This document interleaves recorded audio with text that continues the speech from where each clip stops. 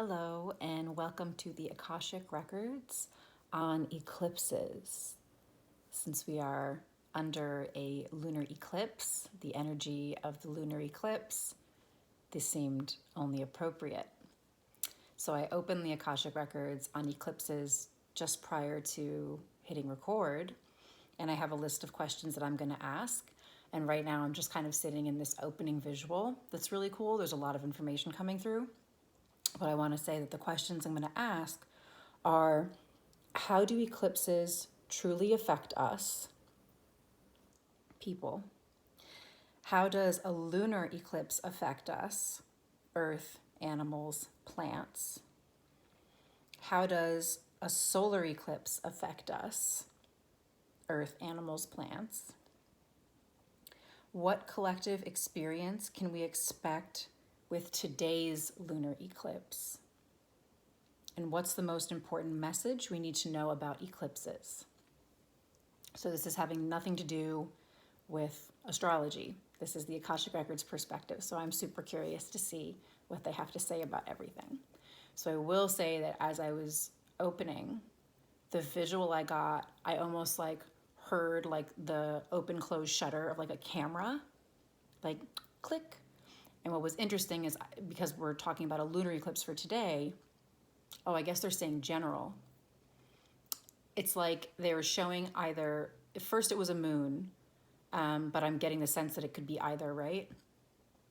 But I'm seeing a moon in the sky and it has an eye and it blinks. It blinks. So that was really beautiful.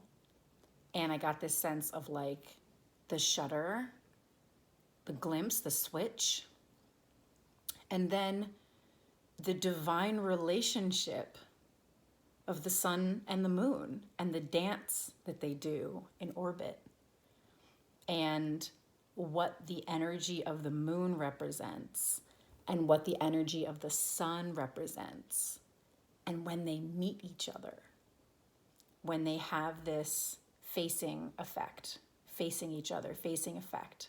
I'm getting facing effect, facing each other, facing away. But the impact of this light switch, they're saying light switch. So the first question, how do eclipses truly affect us? How do eclipses truly affect us?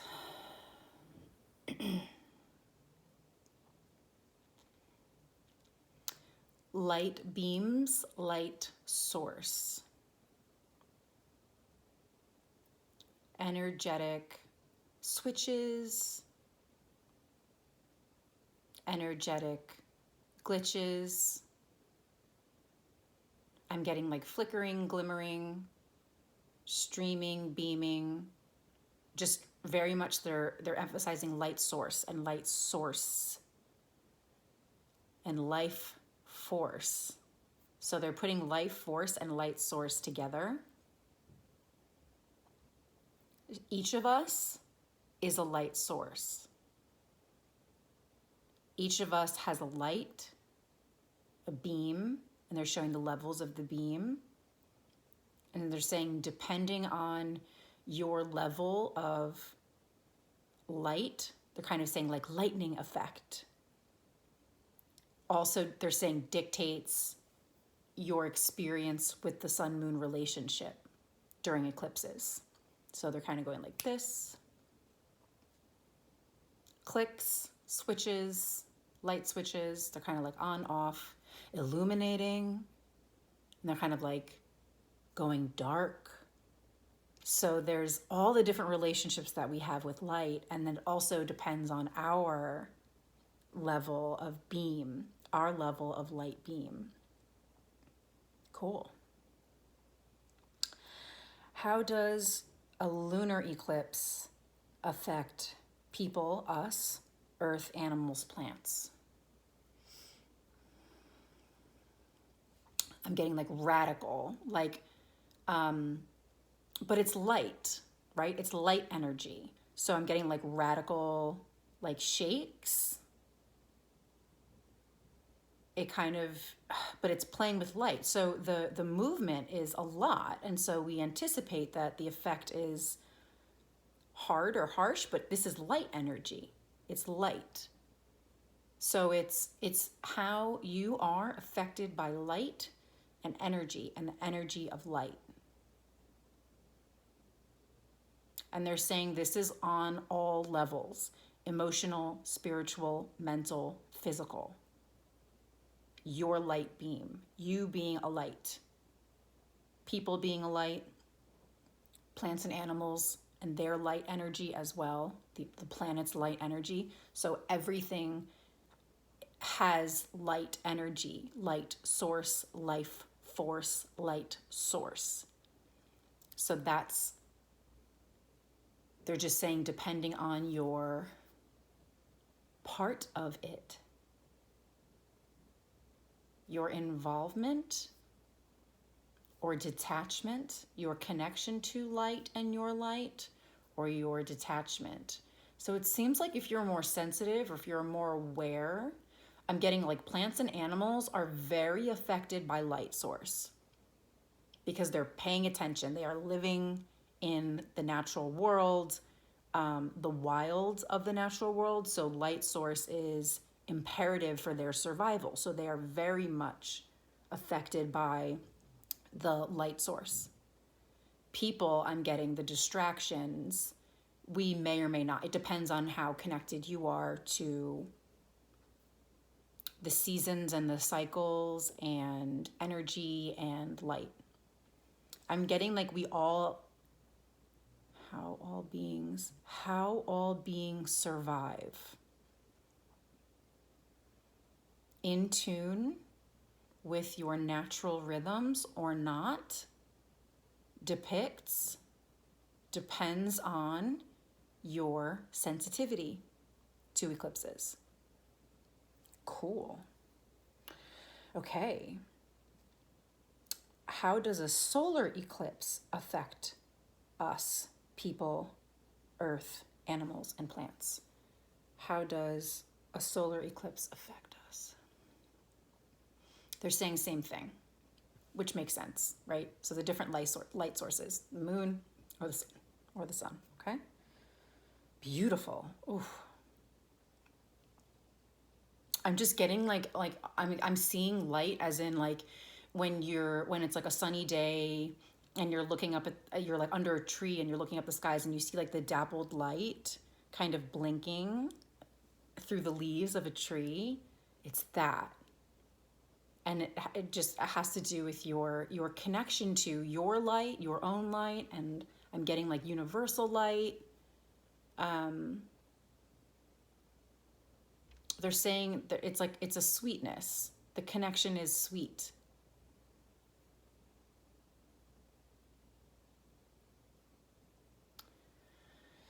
Let's see if something else is kind of coming through, but it's not clear. Because it's getting kind of like the dark aggressive stuff, and I'm like, oh, okay. Oh, fear. So the dappled light, right? So like you're seeing light, and like you're like, oh, I'm safe. I can see everything. It's light. And then like the dark, like people get scared in the dark.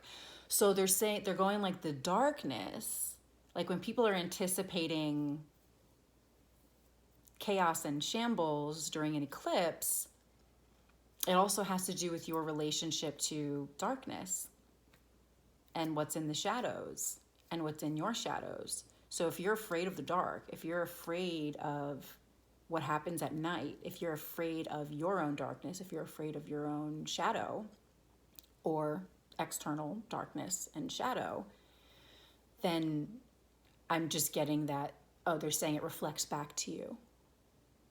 That will be reflected back to you. So it's dependent on your comfortability with light and dark and your fears of light or dark. Cool. What collective experience can we expect with today's lunar eclipse? Full moon lunar eclipse.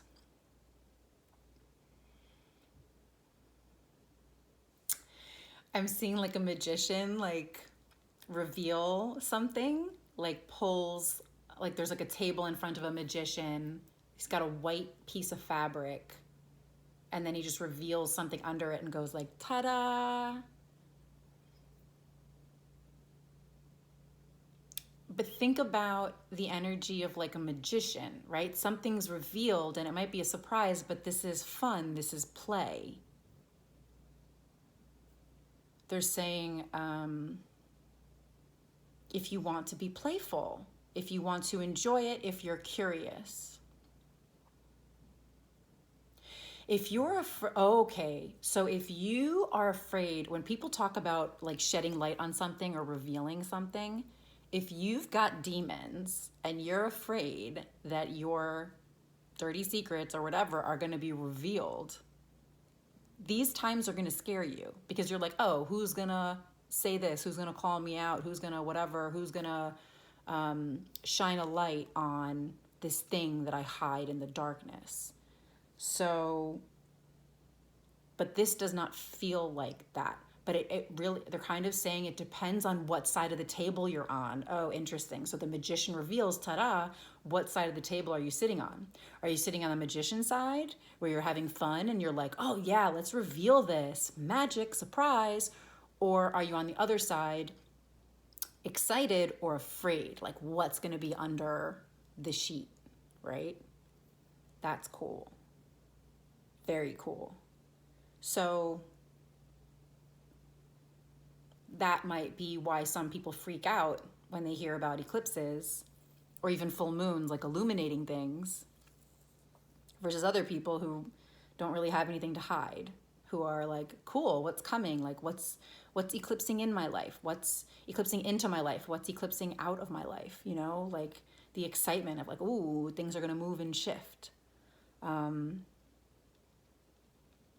They're kind of saying like not so drastic. Depends on you though. Oh, they just said you create your reality. Duh. Okay, last question. What's the most important message we need to know about eclipses? What's the most important message we need to know about eclipses?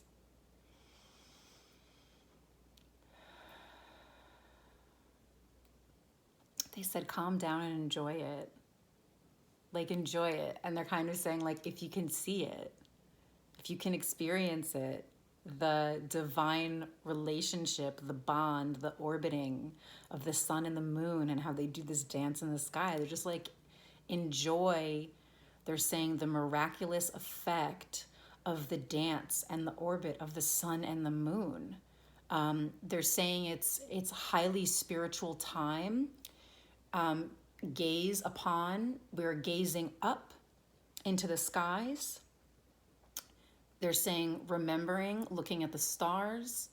So they're specifically referring to the lunar eclipse that just happened early this morning.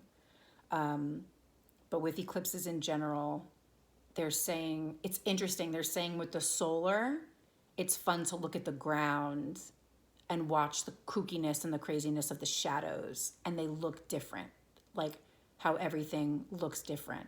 They're obviously saying don't look up at the sun, but they're saying look down, and like that's an eerie, nostalgic, cool effect on like your visual, your sight, the light that comes into your eyes. It just has this eerie, cool, creative effect. But they're saying with the lunar, and the encouragement is to look up and marvel at the moon. They're actually showing a wolf and they're like, howl at the moon. Aw. Yeah, they're showing wolves. And that's interesting because there's a lot of attention on wolves right now to relist them onto the endangered species list. And a lot of talk, gotta get them back on. So it's interesting that they're showing the wolves howling into the moon. Okay, so this is also meaning, this is part of what's the most important message we need to know about eclipses. So I'm getting like the howling into the moon. let's see, because they're emphasizing the other symbol of wolves, which is howling into the moon, trying to find your pack, trying to find your people, trying to find your community. And I'm getting like the flickering light. So, okay, so it kind of like shakes up the foundation of your pack. And so that flickering light is like, okay, like you get to see everybody in a slightly different light. Like you have this time where you're looking at everybody in a slightly different light and you're like, do they still resonate under this light? Do they still resonate under that light? And I'm getting, if the answer is yes, awesome. I'm getting like gems. And if the answer is no, they're just like feedback information. Not a big deal. Like you can do something about it or you can not do something about it. It doesn't really matter. But the flickering of the light beams, right? The flickering of the light, the blocking or the, stronger illumination, like there's just, it's playing with light, period. And how we as light beings are affected by light, how everything that exists and lives is affected by light and dark. So if you want to like really simplify it, it has to do with how you are affected by light and light energy.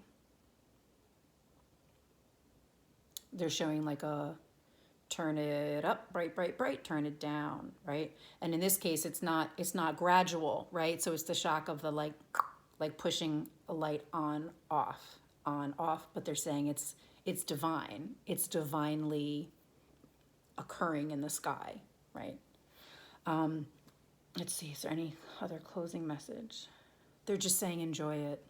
They're saying it's a beautiful time. Just enjoy it. Cool. I love that. So that was the Akashic Records on eclipses, and I hope you enjoyed it. And if you have some other ideas of subjects that you want to open the records on, let me know. I'm probably going to do an important land reading next, but I'm open to your suggestions always. So I'll talk to you later. Enjoy the eclipse season. We got another one coming up. And let me know what you think. I'll see you later.